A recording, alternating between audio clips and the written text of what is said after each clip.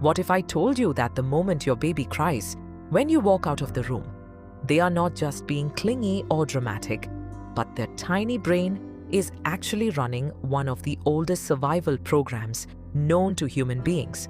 A program so old, it existed long before language, before civilization, even before we built houses to protect ourselves from the world.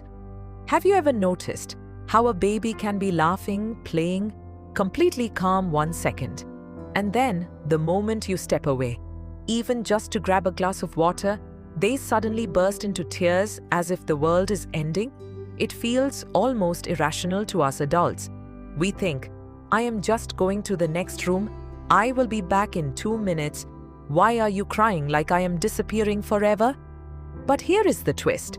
In your baby's mind, you actually are disappearing forever because babies under a certain age do not yet understand something called object permanence, which is a fancy way of saying they cannot yet grasp that things or people continue to exist even when they are out of sight. So when you leave the room, your baby is not overreacting. Their brain genuinely believes that you have vanished from existence, and to a creature who cannot feed itself, cannot walk, cannot protect itself from danger, the disappearance of their caregiver is not a small inconvenience, it is a matter of life and death. This is where the story gets even more fascinating, because this fear is not something your baby learned from you. It is something written into them by millions of years of evolution. Long before hospitals, before strollers, before baby monitors, human infants who stayed close to their mothers were the ones who survived, and the ones who wandered off or were left alone were far more likely to fall victim to predators or environmental dangers. So nature did something clever.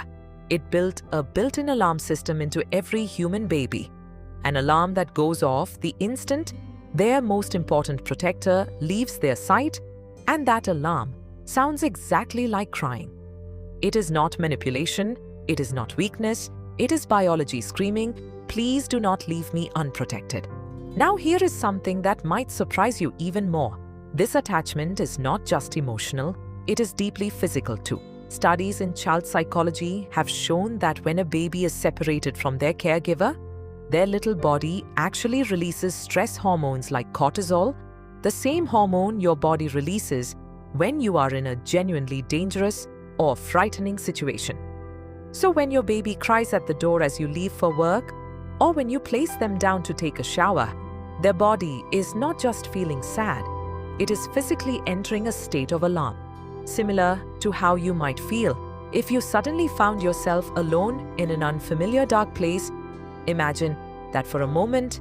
Imagine feeling like every time your protector walks away, your entire body reacts as if you are in danger.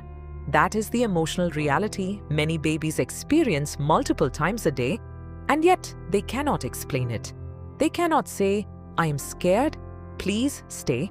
All they have is crying, because crying is the only language nature gave them to call for help.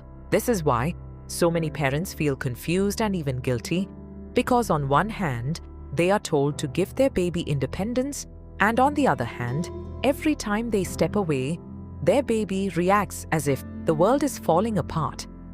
But understanding the psychology behind this changes everything, because once you realize your baby is not trying to control you, they are simply trying to survive using instincts they cannot control, the crying stops feeling like a problem to fix and starts feeling like a signal to understand. And here comes the twist that most people never expect. This deep fear of separation is not a flaw in your baby. It is actually proof that a strong bond has formed between you and your child. Psychologists have found that babies who show little to no distress when their caregiver leaves are not necessarily calmer or more secure. In many cases, it is the opposite. Some of these babies have learned, sometimes painfully, that crying does not bring comfort, so they simply stop trying. In contrast, a baby who cries when you leave is often showing you they trust you enough to expect that you will come back. They are showing you that in their small world, you are the safest place they know, and losing sight of you feels like losing their entire sense of safety. Isn't that a strange kind of beauty? that the very cries which exhaust you at 2 in the morning or make you feel guilty for stepping into another room are actually silent proof that your baby feels safe enough with you to be vulnerable.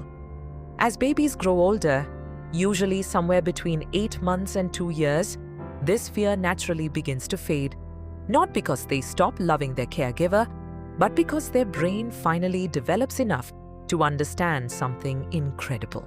That people and things can exist even when they are not seen. That mom or dad going into the kitchen does not mean mom or dad has vanished, and slowly, gradually, that ancient alarm system quiets down as the child learns to trust the world a little more. But here is something worth sitting with. Some of us carry a whisper of that same fear into adulthood. Have you ever noticed how even as grown adults, some people feel a small wave of anxiety when someone they love leaves without saying goodbye, or when a phone call suddenly disconnects during an emotional conversation, or when someone they care about becomes distant without explanation?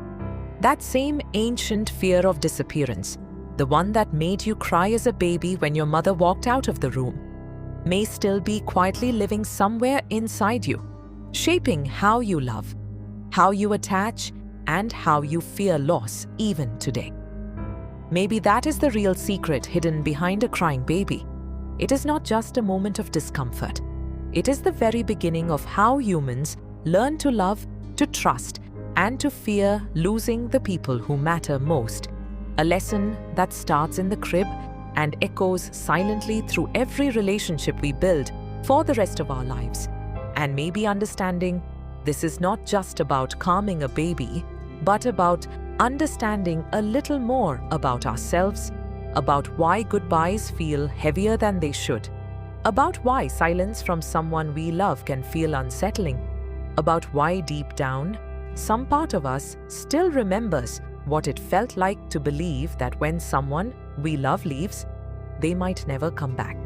So the next time you see a baby crying at the door as their parent walks away, remember that is not weakness. That is one of the oldest and most powerful forms of love the human mind has ever known. Subscribe for more Mind Secrets.